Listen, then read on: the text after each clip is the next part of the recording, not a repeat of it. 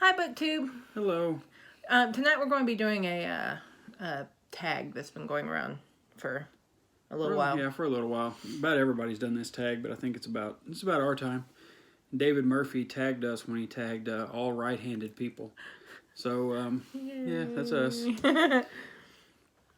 And it was created by the Hungry Bookworm, and I'm not sure how long ago it was created, but I've seen this thing done probably. I've watched probably 20 videos or so where people have done this tag. It's called the... Did you already say what it was called?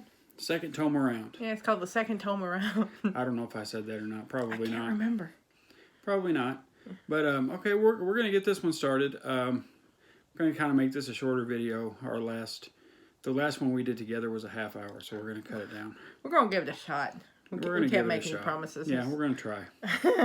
we enjoy doing this. We enjoy talking, so if we wear out our welcome, just let us know. All right, so number one, do you buy secondhand books? About 80% of what we buy is secondhand, I would say. Incessantly. It's an endless march of secondhand books through our front door. Yeah, I would say I probably get secondhand books on an average twice a week. We got some today. Yeah, we got some today. We'll show those to you here in a little while. So the question, or the answer to that question? Yeah. We buy a lot. Oh, yeah. All right, number two. What is your latest purchase? Okay. Well, I'll show you what I got today. Or some of what I got today. This isn't everything because I made a thrift store haul. But the first one is I got this actually from in the mail. The Half Drowned King. It's an old library discard book, but man, it's still in great condition. And this is by Linnea Hartziker. This is a book I've been wanting for a couple of months. Ever since I saw, I think it was Steve Donahue talk about this one, called The Half Drowned King. And I've been wanting to read this for a while, so now I get a chance. It has such pretty deckled edges. Yeah, it does, and we love deckled edges. The next one is The Yard. I actually got this one at the thrift store. I think I paid right around $3 for it. I was at Barnes & Noble looking for this one day, and it was like $17 for a paperback. I have trouble with that a lot of times, especially I wish they would still release more of these in mass market paperbacks for $10 so I could afford more of them. But it's The Yard by Alex Grecian, and it is a Scotland Yard mystery, and I'm pretty excited to read that. And the next one I got, I have one translation of this, and this is another one. This is the Meditations of Marcus Aurelius, and the other one I got, I cannot remember who the translator is, but it's always great to have another copy of this. I'll read this one very soon too. I'm going on a penguin shelf. Yeah, and speaking of which, if you notice behind us, we finally got our bookshelf. We got our bookcases up. They're not completely full yet. We do have plenty more to put up there. We just haven't had a chance yet. We are knackered. It took a while to get these up. I don't know if you can tell those shelves. They're huge. They're like 7 feet tall. Yeah. And they're gigantic. Yeah, they're huge. We had to drive 45 miles at 45 miles an hour the other night. And they were strapped down too. Jeez, they're monsters. And I got one more here that I'm going to show. This is another book I've been wanting to read for a long time that I got at the thrift store. The Blade Itself by Joe Abercrombie. Again, this is one of those that I don't want to buy brand new. They are right around $20 for a paperback, and I just have trouble. I have trouble coming off that much money for most paperbacks. Now and then I will do it, but I don't like to do it. That's a great cover too. Yeah, it is. Yeah, this is my book haul for tonight. It's Heather Blake. It's the third in the Potion series. It's the last one in this series. Yeah, she wrote that in 2015. It upsets me so bad. I really like this series. It's lots of fun. I have the first and second one, and we actually found this one at the thrift store. I'm excited. Yeah, me too. All right, ready for number 3? Yep. All right, what condition do you find acceptable, i.e. tatty, non-tatty, etc.? We like legible. Yeah, we don't care. I mean, as long as you can read it, right now, the Star Wars book I'm reading, I didn't bring it in here. I should have. My God, it's falling apart. As a matter of fact, it's going in the trash when I'm finished. It's literally falling apart. There's just pieces falling off of the front pieces cover. falling off of the cover. It looks like it sat in the sun for about 6 years or something. It looks like crap. But yeah, it's readable. Yeah, as long as it's readable. And if something does look bad, then we will, or if something's falling apart, we will try to save it by wrapping it in contact paper, which actually helps a lot. We've done that to 7 or 8 books here lately, and they're going to survive a while now. Yeah, I'm not sure there's any saving that Star Trek Nope, book, though. Star Wars book. No, it's done. It's done. We have a Star Wars book and a Star Wars shelf and a Star Trek shelf, and it's just too many stars. All right. Number 4. After you have read a book, do you keep it or donate it? Well, if we're going to reread it, we're going to keep it. Yeah. And if it's a Penguin or a Barnes & Noble classic, I'm not getting rid of it. Yeah, it really depends. Like a lot of these, the top 2 shelves by Kira, Cozy Mysteries, and a lot of them I'll actually probably donate. I'm constantly getting new Cozy Mysteries in and taking them out.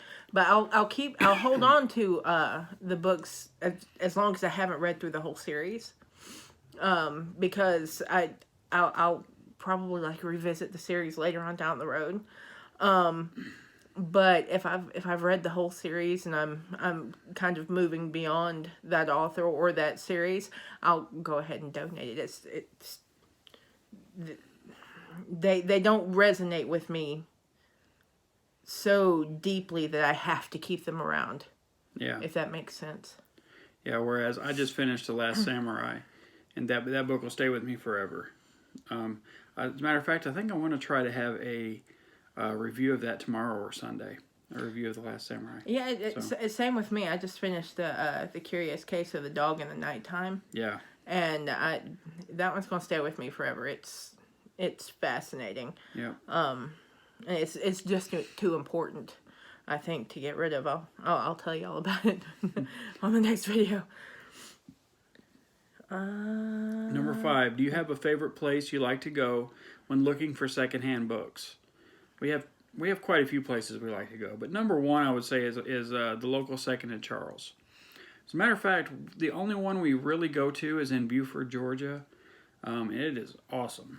I mean, it's huge. It's huge. It's fantastic. I love that place. Yeah, and last time we went, I think we came away with 40 books, something like that. So many. They had a buy 5 get 5 free sale. Yeah. And we did some damage. Yeah, we loaded up. Yeah, but there's a second in Charles in Kennesaw, Georgia that we're planning to visit very soon. I'm really looking forward to that. Next weekend if we can. Yeah, but we also like Half Price Books. Yep. Which is a really, really great place. And there's a couple of places in Woodstock, Georgia. Where are they called? The Bookfinder was one of them. The Bookfinder was awesome. Yeah, the Bookfinder was great. There are 2 people in there who run the little bookstore. They're awesome. They're really, really great. There's really knowledgeable, too. Very small bookstore in Dahlonega, Georgia, which is where we live. And it's called the Bear Bookshop. And I like to go in there, too. It's small. Not a lot of stuff in there, but he's got some great titles. Yeah, and the guy who owns it, he's an author in his own right. Yeah, he has a book out as well. Mm-hmm. And I'll actually do a review of that when I read it. Yeah. So I look forward to that. All right, number 6, hardback or paperback. Do you have a preference? Now, I don't have a preference. I do. She prefers mass market paperbacks to anything. Hardbacks are a health hazard. I read in bed when I'm about to go to sleep, and as a general rule, I drop books on my face. She does. I've seen it many times. I've done it so many times, and I've only done it like 3 or 4 times with a hardback. That's enough. Yeah. Yeah, I've walked around with bruises on my face from dropping hardbacks on my face. So yeah. So I don't care. I do most of my reading sitting up, or yeah, I like paperback, or I like I said, I don't care. I do my my reading sitting up most of it. About 80% of it I do sitting up because I read a lot faster. soon as I lay down and try to read, my reading for some reason goes down by half. And that's not even me going to sleep, not getting sleepy, anything like that. I have no idea what causes that. But I read faster when I lay down. Not me. Yeah, I think it's because my back starts to hurt if I sit there and like just read. Yeah. That's just a male versus female thing, yeah. I think. Okay. All right, number 7. Have you found any real gems? I'm really looking forward to this one. Yep. Yes, we have. Want me to go first? Yeah, go ahead. All right, so we've got 2 for you. Several years ago. What, like 10, 11, 12 years ago? Yeah, I would say 12 years ago, probably. Yeah, we were in a little thrift store, just a regular little thrift store in, was it Roswell? It's Roswell. In Roswell, Georgia. And we came across this copy of Watership Down by Richard Adams. Like, it's beautiful. It's a first edition. We were really, really surprised. It's absolutely perfect. It's just so beautiful. Yeah, so when we found out that it actually had some value, which value of a few $100s, we got a really nice jacket for it to keep it from getting damaged or anything. Yeah, we wrapped it up carefully. We keep it in a place of honor up on the shelf. I love this book. Yeah, it makes me happy. Yeah, that was our first good find. And another one we found that same day. No, it was the next time we went.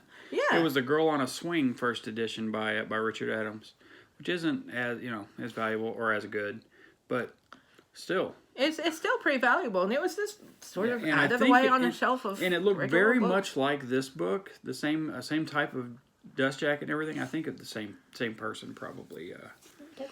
Nope. No. Sad day. The next one I'll show you, I found last weekend actually, and it's Despres Singer. I found this at an antique mall in Dahlonega, Georgia, and this is the first edition. First printing. Paid $4 for it. Oh yeah, and that Watership Down we paid $2 for. So we try to, I didn't think this would be worth anything. I just took it home, looked to see what it would cost to replace it on eBay, just to make sure this is the copy that I wanted to read. Turns out it's not. I mean, yeah, we don't want to read that. No, it's a couple $100 on eBay. I'm just not gonna do that. He also found a really great Balzac. Yeah, from 1904. Yeah.